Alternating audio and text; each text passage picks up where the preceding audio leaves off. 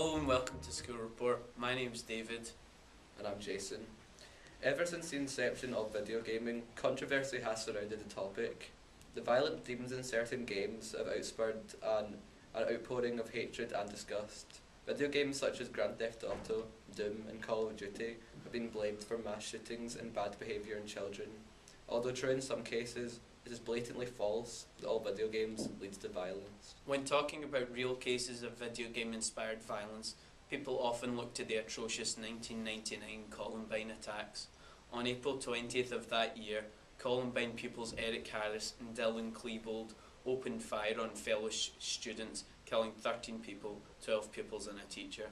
Although the perpetrators committed suicide, diary entries suggest that the pair were obsessed with the video game Doom. The diary entries also suggest that Harris is not only obsessed with the video game, but he also spent a substantial amount of time creating modifications to the game. These reports spurred rumours of the boys creating a level based on the layout of the school, and that they would use this as a form of training for the massacre. This case is a perfect example of a media scapegoat. It was later proven that neither of the boys had created a level based on the school, and furthermore did not use Doom as a sort of training simulator for the massacre. Many also complain about the lack of restriction on such games. However, the ESRB, PEGI and BBFC ratings are often dependable sources of info on the violent contents of games. Parents are recommended to check these ratings before purchase, however, many do not. Many blame video games for the influence that they have on very young children and come up with false claims on how they are destroying their minds, whereas many studies, such as the one carried out by the Palo Alto Medical Foundation, show that video games can be stimulating and can in fact help the brain rather than damage it. We will finish the talk with a short report on notable anti-video game campaigner Jack Thompson. He said that he would take major steps to prevent the sale of Rockstar's game Grand Theft Auto 4 to minors. Jack Thompson pulled off his lawsuit against the game, and both he and Rockstar agreed to drop the case. Although soon after this he sent an abusive letter to the mother of Strauss Zelnick, the publisher of the game. In this letter he said that the violence in the games should make her ashamed of her son, and the fact that he puts this product in the stores is ridiculous. He then went on to make ridiculous claims about how you are forced to murder innocent people within the game. This is not true. We feel that Jack Thompson embodies the ignorance that many people in the media and beyond seem to represent. Over the past 20 years, video games have grown as an art form, but people still see them as a nuisance that must be stopped. Most of the time, video games are just as artistic, philosophical and imaginative as any other form of entertainment available, although we do agree that some games take it too far in terms of violence. Examples include Ethnic Cleansing, Manhunt and Super Columbine Massacre. The majority of games are fun and interactive experiences that everyone can enjoy. Hi, I'm Ailey, with this week's Music and Entertainment section of School Report. It's been noted that almost £9 million is thanks to the music industry in the British economy. But how much of that are we going to lose? Currently, 1/3 of pupils play a musical instrument, but that's compared to 2/3 of their parents playing one in their time. It shows that the music industry is going into decline. At the recent BMG rally, that's the British Banjo, Mandolin and Guitar Rally, Louis de Bernier, the author of Captain Corelli's Mandolin, said that it's the youths that are really driving the industry forward. What are some of the most common instruments that you will see are clarinet, violin, guitar and drum set being played by pupils across the UK. But should we be encouraging them to be playing more obscure instruments like tuba or mandolin or piccolo? These instruments are going into decline, but you will still see some of them in orchestras. At the recent Glasgow Music Festival, some mandolin players won first place simply because they were playing mandolin compared to their other competitors. So, should we be encouraging people to be playing more musical instruments to really drive the UK economy forward and to help them? Hello, I'm Connor and this is your political segment to BBC School Report. One of the core foundations of Western culture is the right to privacy. This has been constantly violated around the world by governments. The question I put to you is, where does privacy end and security begin? It came out not that long ago by Edward Snowden that Angela Merkel, the Chancellor of Germany's phone was hacked by the CIA, the Central Intelligence Agency in the United States. This was a violation of international law, with them spying on personal German affairs and German foreign relations. This has been seen as an outrage in Germany, and they're going to be taking up action to protect German and European citizens throughout Europe. This has also been a shock in America, with the American people not wanting this either. They have said it's a direct violation of the Fourth Amendment of the Constitution, but in this Constitution it states that the government has no right to interfere in the personal affairs of its citizens, but if you follow the Constitution word by word, it only specifically says they cannot violate your personal life and go into your house. But many people are asking for this Constitution to be updated to include the internet to protect citizens from their international sharing of information. It remains to be seen what governments will do to stop this, but in the near future we might actually have privacy back. Hi, I'm Clark with your local news. A local club, the EK Hangout, which supports young people and their families with additional needs, provides essential support and services for their families. Currently, the club and others like this are urging the public for more financial support. Hi, I'm Emma with your local educational news. Our question is, are today's young people being tested too much?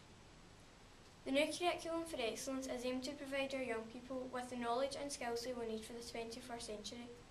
But does this mean that we will be tested more? I interviewed a fourth year pupil, and this is what they had to say on the matter. Yes, we are being tested too much.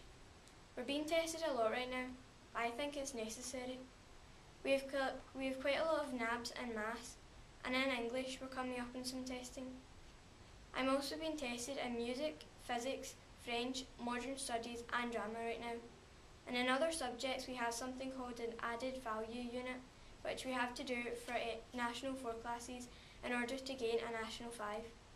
This is a lot of work and a substantial amount of time not focusing on revision.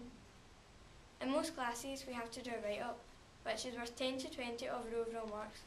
However, I think that first to third year should be more relaxed and do other activities, such as interdisciplinary learning, or be encouraged to do more group work. Although I think that third years should get some more tests to prepare them for exams. I think the new Curriculum for Excellence is better for high school, as it prepares you for the job and outside world. But I think the current Curriculum for Excellence is better for primary school, because you are in your right group. For example, the top group in maths or the middle group in English. Therefore, you get more help from the teacher and one-on-one support. I also spoke to some first years and they said, we're being tested regularly, but some are too hard and we don't get much time for revision. Most first years agreed with this statement, but what do you think? Are we being tested too much? Hi, I'm Emma with your educational news. Approximately 7.2 billion people who inhabit 196 countries. Despite this amount of countries, approximately 6,500 languages are spoken around the world. So why is it when it comes to learning a foreign language that we in the UK are so far behind? Stereotypically, we here in the UK are notorious for our lack of language skills. The only words that many people know are parlez-vous anglais or dos cervezas, por favor. Shockingly, 62% of UK inhabitants only speak English. This is in stark contrast with our neighbours in the European Union, where 56% of the population can speak a foreign language and 51% can have a conversation in English. But why is it like this, and what can we do to change it? Being able to speak another language can improve your English. Things we often take for granted, such as conjugation, grammar and sentence structure, make you aware of the language around you. You become a more effective communicator and a sharper editor and writer. Also, it's extremely healthy for you. It is scientifically proven that learning a foreign language delays the effects of Alzheimer's and dementia. For a monolingual adult, the mean age for the first signs of dementia is 71.4 years, while in adults who speak 2 or more foreign languages, it rockets up to 75.5 years. Just by knowing a foreign language, it can help you ward off mental illnesses. So, how would we implement this? Well, the Scottish Government have recently unveiled their 1+2 language model, keeping in line with most of Europe. This would require children to learn at least 2 foreign languages at a younger age in primary school. This is because younger minds are natural language acquirers. They can pick up a language without conscious learning. Through fun games and activities, it becomes a normal part of their daily lives. Overall, it's the time for our cultural revolution here in Britain. We need to introduce a new attitude with a new, younger, integrated learning. Do you think we need to get more people into learning a language? Hello, I am Katrina with your sports section of BBC Schools News Report. Racism in football is becoming more apparent through the influence of social media websites. These websites have become a breeding ground for racist comments aimed at celebrity figures.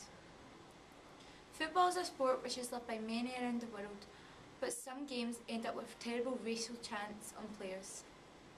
Many organisations such as Show Racism the Red Card work in schools around the UK educating children on this harrowing issue.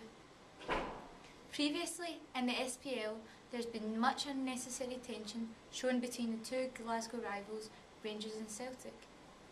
With Rangers Football Club only allowing Protestants to play for them, Catholics then went and played for Celtic. Paul Wilson was one of the first black players to play in the SPL back in the 1970s. The former Celtic player received a number of racist chants from the Rangers end during an Old Firm match played at Ibrox. Football teams have become more accountable for their fans and players' racist chants and abuse. Football teams are now fined large sums of money if their fans or players are caught. Racism does not just happen in football, it also happens in many other main societies around the world. Although racism is slowly improving, it is still being used by a variety of people in their everyday lives. A vast improvement is needed immediately to banish it overall. Thank you for watching a School News Report.